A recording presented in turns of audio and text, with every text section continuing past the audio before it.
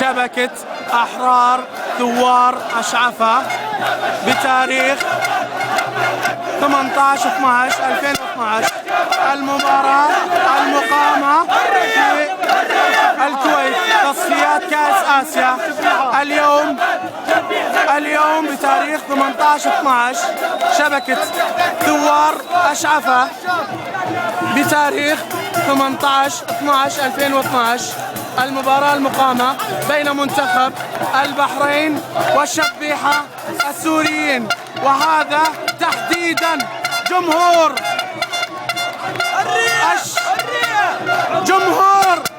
الشعب الحر، جمهور سوريا الحر من أرض الكويت، من ملعب الصداقة والسلام، من ملعب الصداقة والسلام.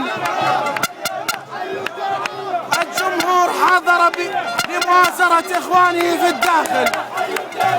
الله أكبر. المدرجات ممتلئة، المدرجات ممتلئة. شبكة ثوار أشعفة